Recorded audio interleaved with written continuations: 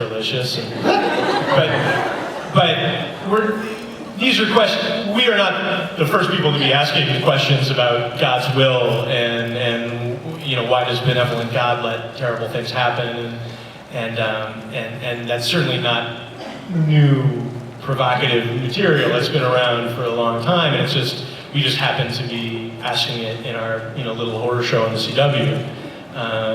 So no, we actually haven't, and we've actually heard that some we have, again, all anecdotally, but like one of our writers, his father is good friends with a priest, and this particular priest loves the show, and is just really, because you can count on one hand the amount of television shows that head-on talk about Book of Revelation, and I think they're just really interested that there's even a show out there that's even dealing with some of this subject matter. It's not perfect, but I'll take it. Right, exactly, right. But no, you're taking these ideas seriously. Yeah. And I think that's really what powers a lot of the most powerful stories, is that, yes, it's,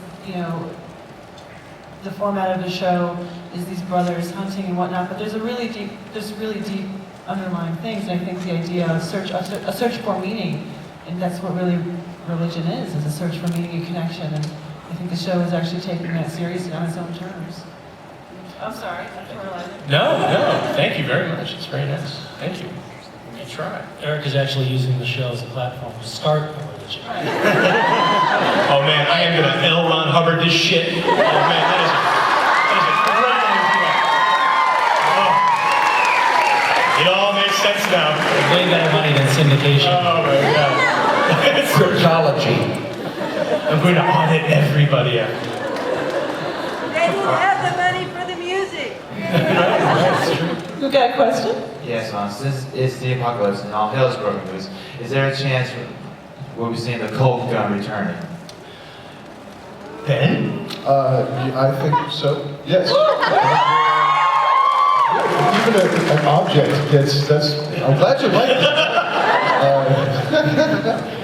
Yeah, I mean it's certainly the rumor and the myth and the legend of the cult does not die, and it'll nose itself around.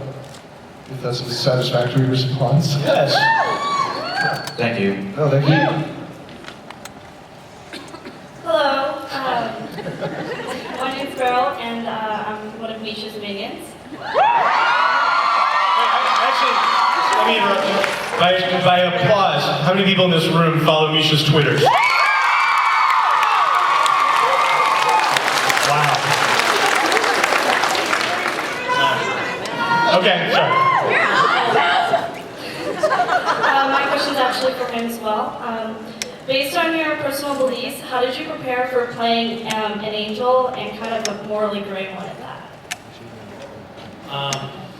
Well, I just set all of my personal beliefs aside. Actually, it's been a really interesting role to play. Eric, when I went in to audition, he said the first sort of bit of direction I got was he hasn't been walking amongst human beings for 2,000 years, so these humans are strange, somewhat alien beings to him, and he has a curiosity about humanity, and that's been a fascinating thing to explore, because the question that you're then forced to ask is, what does it mean to be a human? And not many roles allow you to explore that so in depth. So that was an answer that didn't really answer your question, but it seems substantive. I'll take it. Thank you. Hi, my question is for Kripke and the writers. I just wanted to know about the meta episode. What made you decide to do that? Which was awesome. Were you worried about killing such a vocal portion of the fandom? Was there anything that you thought too far? No, we just love navel gazing. It was Nancy Weiner, who is our writer's assistant. It was her idea, totally. It didn't come from any of our heads.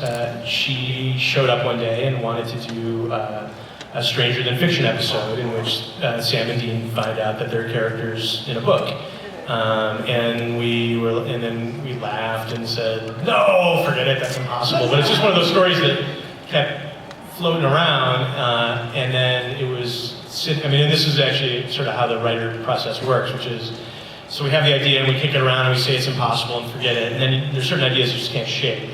And then it was actually me going into Sera's office and saying, yeah, but why is this guy writing this book? And is he one of the psychic kids? And I can't figure out why he would do it. And then she said, well, why don't you make him a prophet? Which was Sera's idea. And see, it was my idea to drink. It's like, what's your idea, Eric? Drink.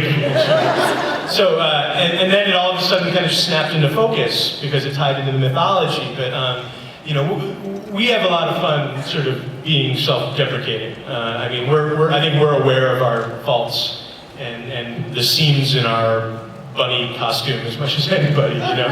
And so it's sort of fun to kind of poke fun at the show. And again, I have such a tempestuous, loving, conflicted relationship with the online fandom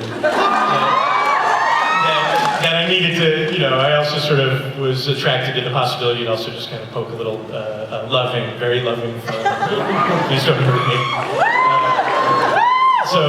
And then it's just kind of, and then Chuck became so attractive that, you know, when Ben and I were breaking the season finale, you know, Ben said we got to bring back Chuck. And he flew right, you know, seamlessly. He flew seamlessly into the season opener. And on the board, there's like more meta episodes on the way because we just had so much fun doing them. And I think there'll be more. Awesome.